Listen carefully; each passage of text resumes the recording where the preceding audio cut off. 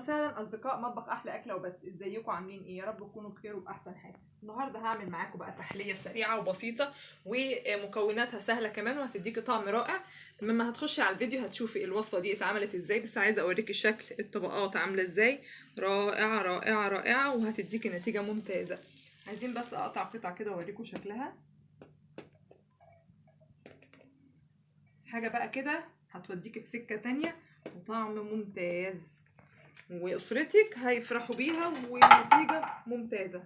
انا اسفه على الصوت.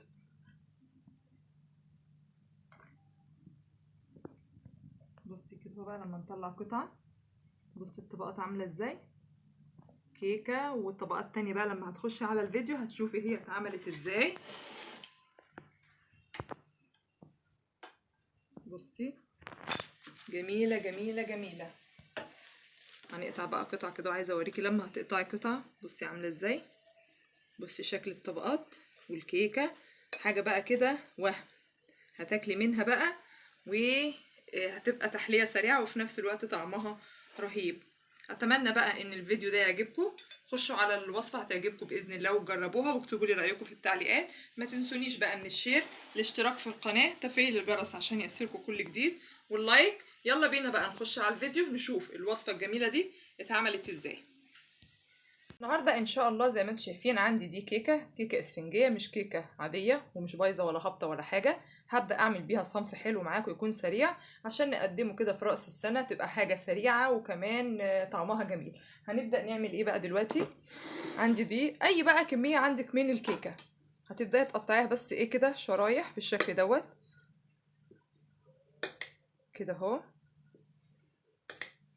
عشان خاطر القالب اللي هنشتغل فيه نبدا نرص فيه قطع الكيكه بتاعتنا بالشكل ده كده اهو،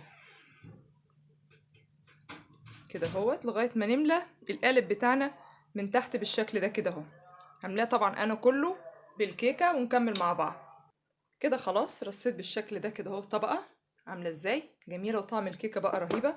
عندي بقى نص كوبايه من اللبن او الحليب تكون دافيه، هنحط عليها معلقه كبيره من النسكافيه اللي هو البلاك، ونقلبه كده اهو كويس.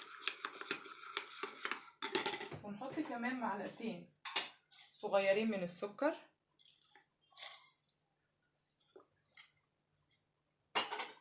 ونقلب بقى كويس كده اهو عشان خاطر نسقي بيه الكيكه بتاعتنا. مش عايزه تحطي نسكافيه، ده اختياري بس هو بيدي طعم حلو قوي للوصفه بتاعتنا. هنبدا نشرب الكيكه بتاعتنا بالشكل ده كده اهو لغايه ما نتاكد ان كلها شربت اللبن بالنسكافيه بس بالشكل ده. هسقيها طبعا انا كلها وبعد كده نكمل مع بعض. كده خلاص شربت الخليط بتاعنا بالشكل ده اهو. هنسيبه بقى كده اهو، بس نضغط كده ضغطه خفيفه عشان نتاكد ان هو كله ارتفاع واحد. هنركن بقى الطبقه الاولانيه دي كده اهو، وهنبدا بقى نجهز للطبقه الثانيه. عباره عن ايه؟ لتر من اللبن او الحليب، هنحط عليه باكوين من الكريم كراميل، طبعا ده موجود في اي سوبر ماركت. دي وصفه سريعه وسهله في نفس الوقت. ده كده باكو اللتر من الحليب بياخد باكوين من الكريم كراميل. هناخده بقى على البوتاجاز على نار هاديه لغايه ما الخليط بتاعنا ده يغلي. هو طبعا مش هيتقل وهو كده، احنا بنخليه على البوتاجاز من بعد الغليان دقيقتين 3، وانا طبعا هوريكم واحنا شغالين مع بعض. هناخده نحطه على البوتاجاز ونشوف هنعمل ايه تاني. انا كده حطاه على البوتاجاز على نار هاديه، وهتنيكي بقى تقلبي بالشكل ده، ما تسيبيش المضرب من ايديكي لغايه ما يغلي. الكريم كراميل ده ما بيبقاش محتاج ليه سكر، انت لو حابه بقى تزودي اضافه سكر تاني من عندك على حسب بقى الرغبه تقدري تزودي براحتك. كده اهو انا بقلب فيه لسه طبعا مغليش اهو الشكل باين. عندي بس كنت مبقيه من الصوص بتاع التشريب اللي احنا عملناه اللي هو النسكافيه باللبن، معلقه واحده كبيره هضيفها كده اهو عشان، ودي برضو اختياريه، بس انا حابه ان الوصفه كلها تبقى فيها طعم النسكافيه. لو مش عايزه خلاص تقدري تستغني عن اضافه النسكافيه اهو. هنتني واقفه كده اقلب فيه لغايه ما يغلي. كده هو غلي اهو بالشكل ده، دقيقه واحده بس كده اهو واقفلي عليه لان هو هيتقل لما بيقعد ويسقع. كده خلاص اهو بالشكل دوت اهيت. هنبدأ بقى نصبها على الخليط بتاع الكيكة بتاعنا وهي سخنة كده اهو. هنجيب القالب بتاع الكيكة اللي احنا شربناه في الاول الطبقة الاولانية ونضيف بقى كده اهو. هجيب كده الناحية دي عشان اعرف اصب الخليط وهو سخن كده اهو. صبي على طول على الكيكة بتاعتنا كده اهو لغاية ما نصب الخليط كله على الكيكة وهي سخنة بالشكل ده. هصبها طبعا كلها ونكمل مع بعض. كده خلاص صبيت كل الخليط اهو. طبعا شايفين هي سخنة. هنسيبها بقى لغاية ما تبرد تماما وبعد كده نحطها في التلاجة عشان احنا عايزينها تتماسك قبل ما نشوف هنعمل عليها الطبقة التالتة ازاي. هنسيبها بقى تبرد وبعد كده احطها التلاجة وبعد كده نشوف هنعمل ايه تاني مع بعض. كده خلاص سبتها في التلاجة لغاية ما تماسكت تماما. لازم نتأكد ان هي تماسكت لما تعملي كده اهو ما يطلعش في ايدك خليط من الكراميل. عندي بقى هحط الطبقة بتاعتي التالتة فواكه وده برضو اختياري. ده موز مع مانجا. هبدأ اضيفها كده اهو بالشكل ده بس توزعي بحيث ان يبقى كل الحتت فيها الاماكن يبقى فيها من الموز وفيها من المانجا. هحط كمية الفاكهة دي وبعد كده نكمل مع بعض. كده خلاص حطيت الفاكهة بالشكل ده. بص الشكل عامل ازاي. عايزة تقدميها بالطريقة دي ممتاز هتبقى احلى تحلية سهلة وسريعة. بس انا هضيف لها كمان طبقة كمان عبارة عن ايه. جبت باكوين من جيلي المانجا. تقدري تستخدمي اي حاجة بس انا استخدمت جيلي المانجا لان انا حاطة فاكهة مانجا. الباكو بياخد كوبايتين من المية. انا هاخد على الباكوين. انا هعمل باكوين هحط عليهم كوبايتين ونص من المية. ده كده اول باكو.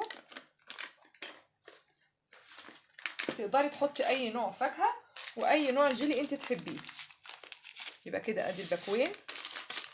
هفضي عليهم كوبايه من الميه المغليه وندوبها كويس قوي لغايه ما نتاكد ان الخليط اللي انتوا شايفينه ده تماما. كده خلاص اتاكدت ان الخليط ده تماما بتاع الجيلي. هبدا بقى احط كوبايه كمان بس تكون بارده مش سخنه ونقلب بقى كده اهو. كده خلاص يبقى انا كده حطيت على الباكوين كوبايتين من الميه واحده سخنه وواحده تكون بارده. هنبدا بقى ناخد كده اهو نصب على الخليط بتاعنا بالراحه خالص كده اهو بالشكل ده كده اهو بالراحه لغايه ما نحط كل الكميه كلها على الوش كده على وش الفاكهه عشان خاطر الفاكهه تمسك مع الجيلي كده اهو. اخلص بقى كل كميه الجيلي وبعد كده نشوف هنعمل ايه تاني مع بعض. تحليه سهله وبسيطه وهتبقى طعمها جميل جدا. خلاص كده اهوت هنسيبها بقى في التلاجة لمدة 3-4 ساعات لغاية ما الجيلي ده تيجي تحطي صباعك كده تلاقيه ما بيطلعش معاكي وهتلاقيه تماسك وبقى ممتاز. هحطها بقى في التلاجة وبعد كده اوريكم شكلها النهائي هيبقى عامل ازاي. كده بعد ما قعدت 4 ساعات في التلاجة او على حسب بقى قوة التلاجة عندك ما تكون قوية او ضعيفة هتسيبيها لغاية ما تتماسك تماما. وهنبدأ بقى كده نسلك من الجوانب عشان خاطر بقى نفكها مع بعض ونشوف الشكل الطبقات هتبقى عاملة ازاي. هنسلكها طبعا كويس الصينية كده خلاص اهو. بعد ما شلت القالب بتاعها بكل سهولة بصي بقى الشكل الطبقات عامل ازاي. بصي وهم والطعم بقى خرافة. لما هتجربيها هتعجبك جدا جدا جدا وتعمليها بقى تحلية سريعة لولادك واسرتك هيفرحوا بيها.